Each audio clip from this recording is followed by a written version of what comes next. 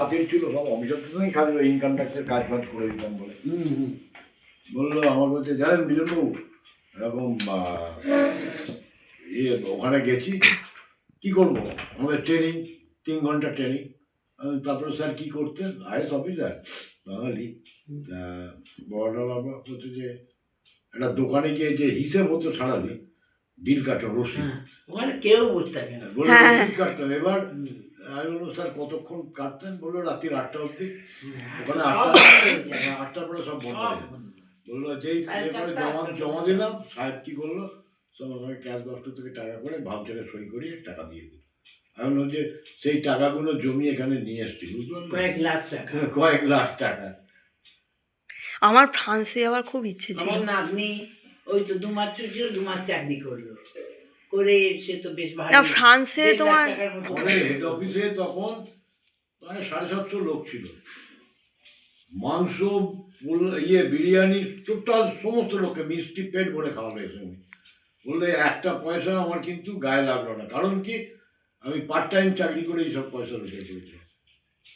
ওখানে যে খেলতে যায় ওই যে শোনো আমরা চিরমামি শীতকালে তো 4 মাস ওদের 30 মাস তো দুর্গা পুজো সেল তেল দোকানে ও লাইটে সাজানো নতুন জামা কাপড় কেনা আপনার ব্রিটিশদের এটা দুর্গা পুজো এতে 8 দিন ছুটি অফিস কলেজ সব 8-10 দিন। কিন্তু আমার যেমন দুর্গা পুজো ওদের বাঙালিরা এখন করে শনি রবিবার 2 দিন, অন্যদিন তো আর অফিস কামাই করে করবে না হোটেল ভাড়া করে। আমাদের তো প্রতিপদ থেকে পুজো শুরু হয়ে যায় প্রতিপদে তা শোন না নবরাত্রি আমরা সব বেড়াতে গেলাম এক জায়গায় সেখানে স্নোডোনিয়া বলে একটা জায়গায় স্নোডোনিয়া তার মধ্যে দিয়ে গাড়ি চালিয়ে সৌমিন যাচ্ছে 10 ঘন্টা যেতে এক জায়গায় নেবে জলটা মানে খেয়ে রুম দুপুরে খাওয়া ফেরার সময় একটা হোটেলে বসে এতে আপনার বার্মিংহামে হোটেলে বসে খাচ্ছি একটা সুন্দরী বাচ্চা মেয়ে পরিবেশন করছে মনে হলো ইন্ডিয়ানি কথা বলি সৌমেন মিস করলো ইংরেজিতে তখন ও বাংলা বলতেছে আমরা ইন্ডিয়ান না হ্যাঁ বলে আমি এখানে পড়তে এসেছি অবসর সময় এগুলো করছি পড়তে গিয়ে ওরা করে করে তার বিনিময়ে তো কিছু পায় বলুন। তাহলে আমরা এই যে ছোটবেলা থেকে না আমাদের ছোটবেলা থেকে সময় নষ্ট স্কুলে ফালতু তারপরে কি ওরা যেটাতে ন্যাক আছে সেটা নিয়েই পড়ায়।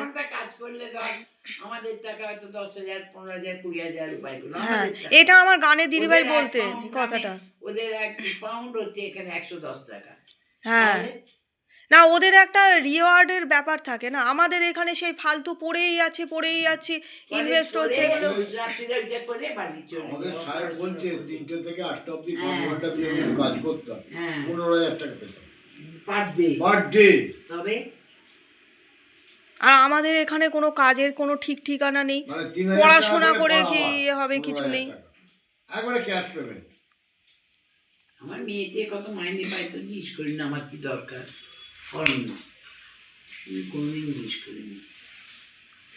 তবে অত টাকা করি প্রিয় হাজব্যান্ড ওয়াইফের চুল কেটে দেয় নিজেরা ঘরাঞ্চি করে টাঙিয়ে রং করে মানে যারা মেনটেনেন্সের খরচাটা অনেক বেশি না, ঘর মোছা বাসন ধোয়া এগুলো তো অনেক টাকা ওখানে ডিমান্ড করে। ওখানে তো আমার মেয়ে সপ্তাহে 1 দিন আছে সে কিরকম কাজ করতে জানেন 2টো মেয়ে সুন্দরী আর নিজে গাড়ি চালিয়ে এলো লাল বড় গাড়ি তার মধ্যে ওই ভ্যাকুম ক্লিনার কাজ করতে এলো গোটা বাড়ি বাথরুম পায়খানা রান্নাঘর গ্যাস মানে গ্যাসের রাংতা পাতা রাখে আচ্ছা আচ্ছা সব তুলে এ করে মানে নিট অ্যান্ড ক্লিন বিছনা মাদুর ঝেড়ে করে পায়খানা বাথরুম করে চলে গেল। সে টাকা নেয় হয়তো অনেক, হ্যাঁ ওরা তো অনেক টাকা পয়সা নেবে। এবার ও মেয়েটা বলেছে আমার মেয়ে সোমবার ওই জন্য হাফ করে ও হাফ করে যায় ওরা কাজে আসে বলছে আমি সোমবার পাবো অন্য যেমন এগুলো ছাড়িয়ে দিয়েছি ওকে খুঁজছি এবার যদি হয় সমানে পার্টি করবে সমানে বাড়িতে আজ বন্ধুদের নেমন্তন্ন কি খাটতে পারে বিজনদা কি বলবো। এ তো চার্লস ল্যাম্বের একটা গল্প আছে সুপারঅ্যান্ডমেন্ট আমরা বিকমে পড়েছিলাম সব বাঙালি। সেই চার্লস ল্যাম্ব ইয়েতে থাকতো নর্দারল্যান্ডের স্কটল্যান্ডের পাশে যে অল্প বয়সে চাকরিতে ঢুকেছিল সে বলছে যে যখন ছেলেরা ফুটবল খেলছে মাঠে ছোটাছুটি করছে আমি তখন অফিস যাচ্ছি। হ্যাঁ, দুঃখটা কি তাই নিয়ে আর কি ওর বায়োগ্রাফি অটোবায়োগ্রাফি লিখেছে নিজের জীবনে। বলছে শনি রবিবার যেহেতু পার্কে যাব অনেক লোক আসে, দেখা গেল যে যারা পাশে বসে যেসব মহিলা পুরুষ গল্প করছে তারা সব ঝাড়ুদার, বাড়ির নর্দমা পরিষ্কার করে, বুঝেছেন? আমি তারাও গাড়ি করে গেছে সেদিন। কাজের মেয়েটা এলো না তো? হ্যাঁ তাই তো ভাবছি। ভাবলাম তখন ওই ফোনটা করেছিল, ও কি কাজের মেয়েটা? তোমার ফোনটা তাহলে কল রেজিস্টার দেখতে হবে, তাহলে কল রেজিস্টার